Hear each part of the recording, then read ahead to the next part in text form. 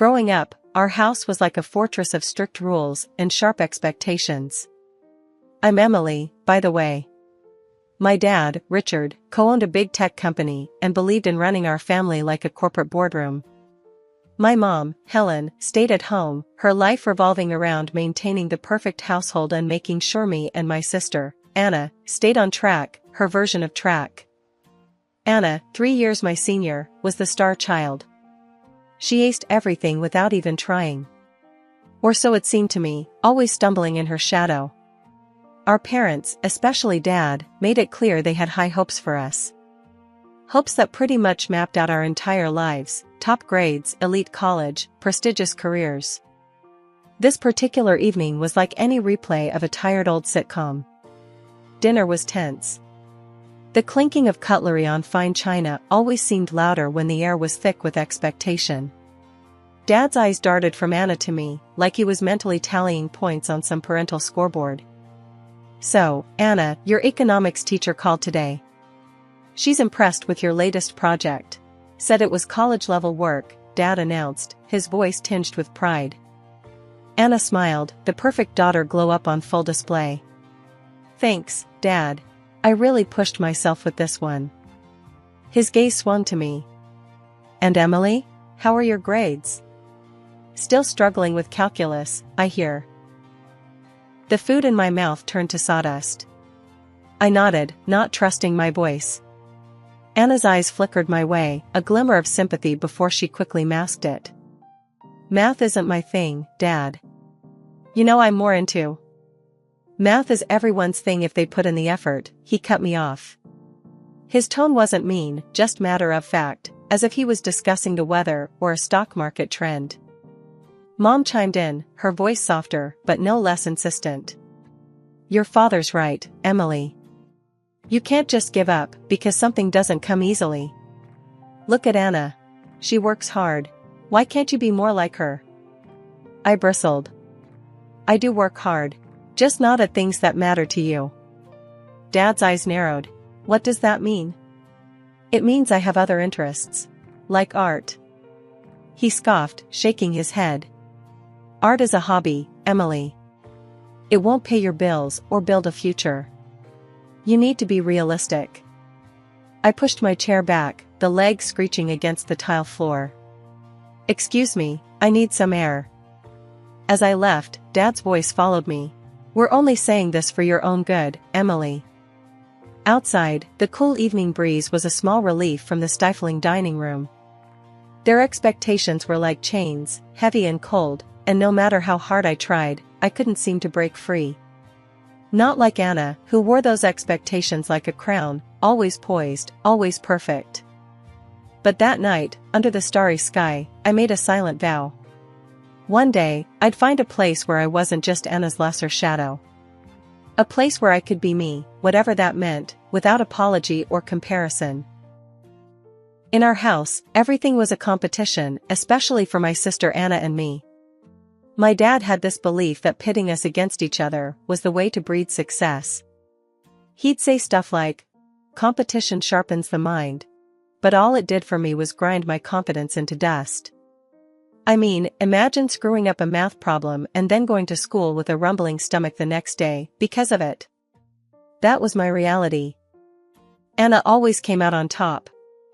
Whether it was math, science, or any school subject, she nailed it. Because of that, she was the golden child, the one who wore new clothes and had lunch packed with more than just leftovers. On the other hand, I was the one in faded jeans, trying to get by on scraps. Dad made sure of it. "You need to push harder, Emily," he'd say at the dinner table, barely looking up from his plate as he compared our report cards. "Look at your sister. She's setting the bar. Meet it or go hungry." The unfairness of it all could choke you. My mom, Helen, always backed him up too. "Your father's right," she'd add, in that quiet voice of hers that somehow sliced deeper than any shout. "We only want what's best for you." But I had a different idea of what was best for me. My room was my refuge, a small space crammed with paints, brushes, and canvases. I wasn't any good with numbers or business strategies, but give me a brush, and I could make magic.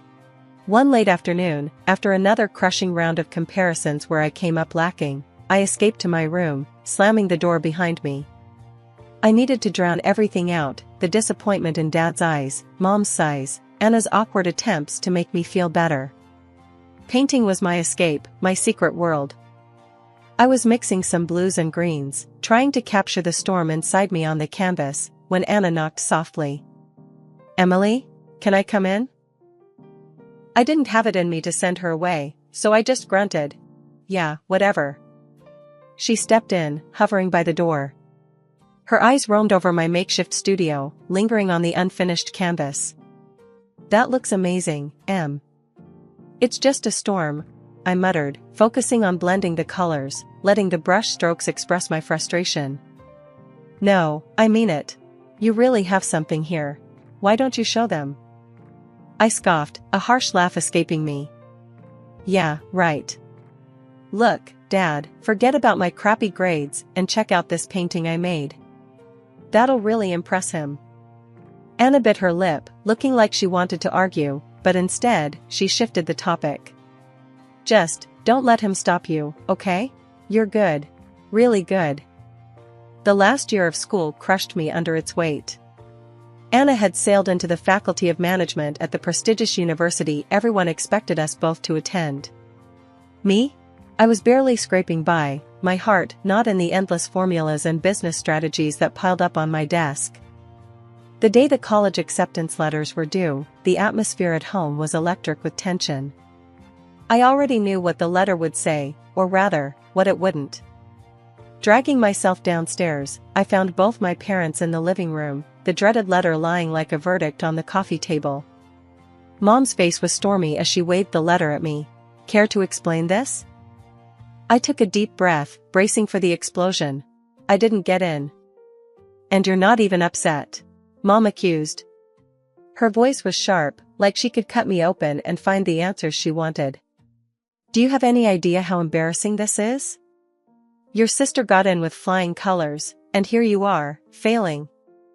"I'm not Anna," I shot back, my patience fraying. "That's the problem. You never try hard enough. You're going to end up a stupid beggar." Her words stung, but not as much as they used to. I was too tired, too worn down from fighting a battle I never chose.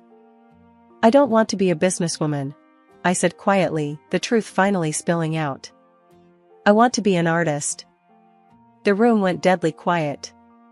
Dad, who had been silently brooding by the window, turned sharply. His voice was cold and furious.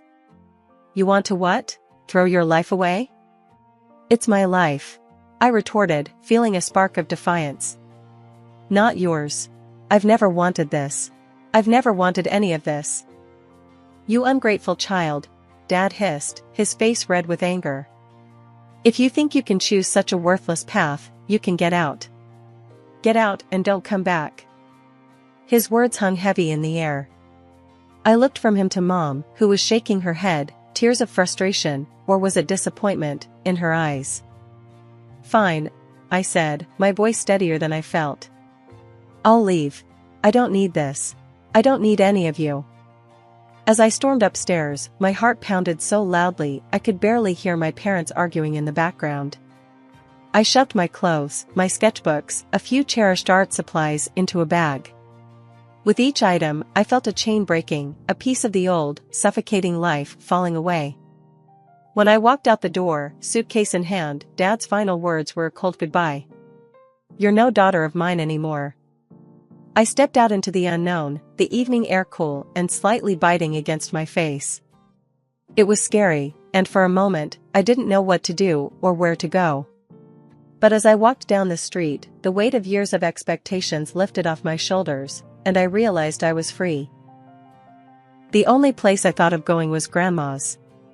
She had always been the soft counter to Dad's strict rules, a quiet rebel who nurtured my love for painting, despite his disapproval. So, with my world turned upside down, I found myself dragging my suitcase up her garden path, the familiar scent of her rose bushes somehow reassuring. Knocking on her door, my heart was thumping wildly, half out of fear, half out of relief. When she opened the door and saw me standing there, her expression shifted from surprise to concern in a heartbeat. "Emily, what in the world?" She didn't finish her sentence, just pulled me into a warm hug that smelled like vanilla and fabric softener. "I left home, Grandma," I managed to say, my voice muffled against her shoulder. Come in," she ushered, leading me into the cozy kitchen where a kettle was already whistling on the stove. Once we were seated at her table, a cup of tea in front of each of us, I told her everything. How Dad had disowned me, how Mom just stood there, how I couldn't bear to live under their roof a moment longer. Grandma listened, her eyes softening with each word I spoke. "You did what you had to do, dear," she said once I'd finished. "And you'll always have a home here with me." Relief washed over me, the tension I'd been carrying dissipating slightly. "Thank you, Grandma. I don't know what I would do without you." She reached across the table, squeezing my hand. "Now, tell me about your plans." "I know you, Emily. You must have a plan." Taking a deep breath, I shared my secret hope with her.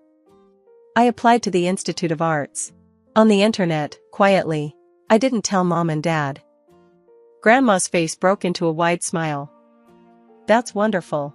Following your heart, that's my girl." The conversation shifted to lighter topics for a while, allowing me to breathe easier and feel momentarily carefree. But later that evening, as we were cleaning up after a dinner of her homemade lasagna, my phone buzzed with an email notification. I checked it, not expecting much. "It's from the Institute of Arts," I said, a knot forming in my stomach. Grandma dried her hands quickly and came over to stand beside me. "Well, open it, dear," she urged, her voice tinged with excitement. With a shaky hand, I tapped on the screen and read the contents of the email, my eyes widening with each word. "I got in, Grandma. I got in, and they're offering me a scholarship. Full tuition covered." "Oh, Emily!" Grandma exclaimed, her eyes brimming with tears as she pulled me into another hug. "I knew it. I always knew you had something special. This is just the beginning for you." We spent the rest of the evening talking about the future, about art and dreams, and making a new life. It felt like for the first time in a long time, I was exactly where I was supposed to be. Grandma's faith in me bolstered my own, and I felt ready to take on this new challenge. A few days later, Grandma accompanied me to the institute to finalize my registration. Walking through the halls filled with vibrant art and buzzing with creative energy, I felt a sense of belonging that had eluded me for years. "You're going to do great things, my dear," Grandma whispered as we left the administration office, my enrollment confirmed. Living on campus was a world away from everything I'd known. For the first time, I was not just studying what I loved, I was immersed in it. The transition wasn't easy, though.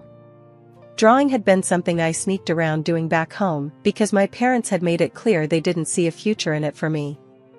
But here, at the Institute of Arts, it was my life. My first year was tough. The freedom to create was exhilarating, but also daunting. I struggled initially, battling the ingrained fear of my parents' disapproval and the pressure to prove I could make it on my own. Yet, with every sketch and painting, I grew more confident. By the end of the year, not only had I found my footing, but I had also emerged as one of the top students in my class. Professors praised my unique style, and I started to believe maybe I did have something special. As my skills developed, so did recognition.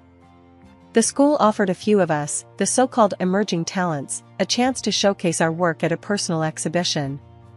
I jumped at the opportunity. Preparing for the exhibition was intense. Every piece had to say something, to stand out.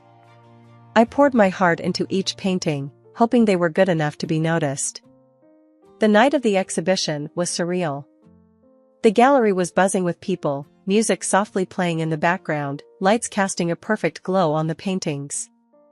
I stood nervously by my work, watching as people walked by, stopping to look, to discuss. My grandmother, who had come to see the exhibition, stood beside me, her eyes wet with pride. "You've done well, Emily," she whispered, squeezing my hand. "I'm so proud of you." That night, something incredible happened. A local TV crew, who had come to cover the exhibition, featured my work. Suddenly, I wasn't just a student, I was an artist being talked about. The segment aired, and the next thing I knew, I was being invited to talk about my art on various shows. My paintings started circulating on the internet, gaining popularity. It was all so fast, so big. I felt like I was dreaming. The real pinch me moment came when an animation studio contacted me. They wanted to use my designs for a series. Next thing, those sketches and characters I created in the solitude of my studio were moving, living on screens. They even started a comic book series based on them. And yeah, they paid me, which felt weird but incredible. I remember sitting in my dorm, watching the first episode of the animated series, thinking about how far I'd come. From hiding my sketches from my parents, to seeing my creations come to life on TV, it was mind-blowing. I was in my studio on campus, streaks of paint on my hands, and a blank canvas waiting, when my phone rang. It was Anna. I hesitated for a moment, not sure what to expect. We hadn't talked much since I left home. "Emily? It's Anna," she said, her voice uncertain. "I saw you on TV last night. You were amazing." "Thanks," I replied, taken aback by her call and her compliment. "I appreciate it, Anna. How's school going for you?" "It's fine," she said, though her tone suggested otherwise. "Actually, that's partly why I called. I've been thinking a lot about what I'm doing. I'm not sure I'm as cut out for the business world as Dad thinks. Watching you follow your passion made me wonder if I'm just going along with what's expected of me, not what I want." This was new. Anna, the perfect student, doubting her path? It's never too late to change your course, you know. If you're not happy, maybe it's time to think about what you really want, I said, more as a friend than as her estranged sister. "Yeah, right," she laughed softly. "Maybe I need a bit of your courage. We can share some of mine. I've got plenty to go around now," I joked, easing the tension. A few weeks later, Anna came to visit me. She toured my studio and my latest works, her interest genuine. It was strange but comforting to have her in my space, seeing the part of my life that had caused so much distance between us. "You really are talented, Emily," Anna said as she looked around at the paintings, the sketches, and the splashes of color everywhere. "It's my world," I told her, feeling a surge of pride. "Wanna try?" She hesitated, then smiled. "Why not?" Handing her a brush felt symbolic, like I was welcoming her into my life in a way we hadn't shared since we were kids. As Anna and I laughed over her crooked paint strokes, I realized that this recognition was all I had really wanted from the start. As our laughter died down, Anna's expression turned serious. "You know, when Mom and Dad found out about your TV spot and the shows, they were furious. Dad said you're defaming the family name with your doodles. They really don't get it, Em." The word stung, but I wasn't surprised. "Let them think what they want," I said, shrugging. "I'm not living for them anymore, Anna. I'm living for me. And for the art." "Yeah," Anna nodded, looking around at all the colors and shapes that filled my world now. "You've built something beautiful here, Em. Don't ever let them tell you otherwise." Hearing that from Anna, knowing that she saw the value in what I was doing despite our parents' disapproval, meant everything. It solidified my resolve to keep going, no matter what they said or did. I was an artist, and that was something no one could take away from me. It had been 6 months of peace and creativity when it all came crashing down during one of my exhibitions. I was showcasing some of my latest work, which had drawn a decent crowd, buzzing with chatter and admiration. That's when my parents stormed in, their faces thunderous. My father, his face red with anger, scanned the room until his eyes landed on me. Without hesitation, he marched over, my mother trailing behind him, her eyes darting nervously around the room. The moment he reached me, he erupted. "This is what you left your family for? These ridiculous paintings?" He gestured wildly at my art hanging on the walls. "You're shaming us, Emily. You think this is a real job? Artists are just drug addicts pretending to be profound. I was stunned, words failing me as his voice echoed off the gallery walls. Before I could gather my thoughts, he lunged at one of my paintings, his hands clawing at the canvas. I gasped, stepping forward, but the gallery organizer was quicker. He called security immediately. "Sir, you need to leave. Now," the organizer demanded, as two guards quickly intervened, pulling my father away from the damaged artwork. The aftermath was a blur of apologies from me to the guests and the gallery owner, assurances that this was an isolated incident. But the damage was done. The evening was ruined, and so was my mood. Over the next few days, my phone was bombarded with texts from both of my parents. Each message was a dagger, full of accusations and predictions of doom.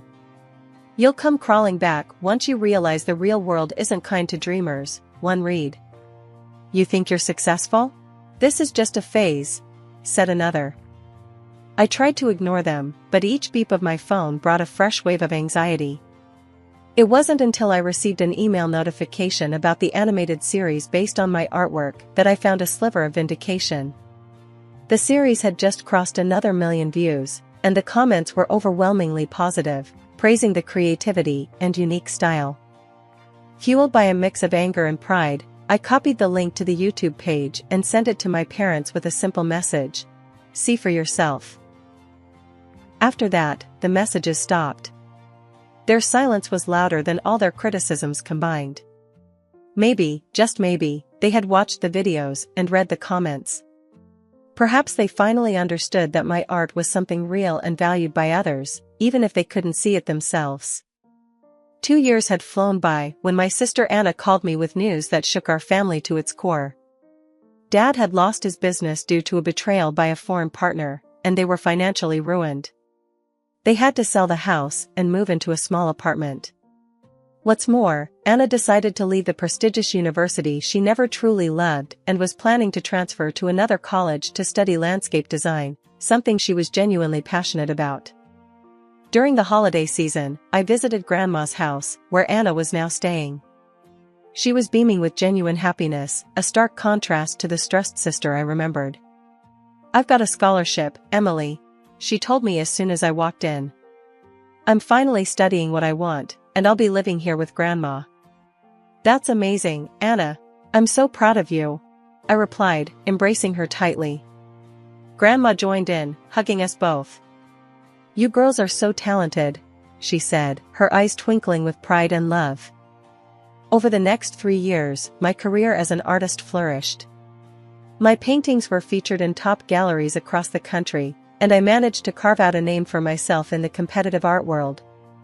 My work sold for substantial amounts, allowing me to live comfortably and continue pursuing my passion. However, the past has a way of catching up. One day, as I was setting up a new series of paintings in my studio, my parents walked in.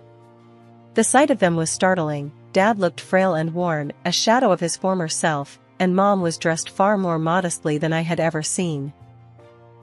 "Emily, we need to talk," Dad began, his voice weak but urgent. I nodded, leading them to a small sitting area in the corner of my studio. "What's going on?" I asked, although the tight knot in my stomach already had an inkling. "We're in a bad place, Emily," Mom started, her voice trembling. "We've lost everything, and we need your help." Dad coughed slightly before adding, "You've done well for yourself, which we knew you would, despite what we said. We were hoping you could lend us some money. Help us get back on our feet." The request hung heavily in the air, thick with irony and desperation. I took a deep breath, the memories of their dismissal and harsh words echoing in my mind. "You both disowned me when I chose this path. You said I would fail and wished me nothing but the worst," I reminded them softly, yet firmly. "Yes, but we're still your family," Dad insisted, looking at me with eyes that were pleading yet prideful. "I built this life on my own, without any help from you after you turned your backs on me. You made it clear then that you didn't want anything to do with me or my career," I continued, my voice steady despite the turmoil inside. Mom looked down, tears starting to form in her eyes, while Dad simply stared, his expression unreadable. I'm sorry, but I won't be giving you any money, I concluded, the finality in my voice mirroring the closure I felt in my heart. They stood, the air thick with tension and unspoken words. We hope you reconsider, Emily, Mom said softly as they turned to leave. Watching them walk away, I felt a mixture of relief and sorrow. It was a difficult decision, but necessary to protect the life and boundaries I had fought so hard to establish.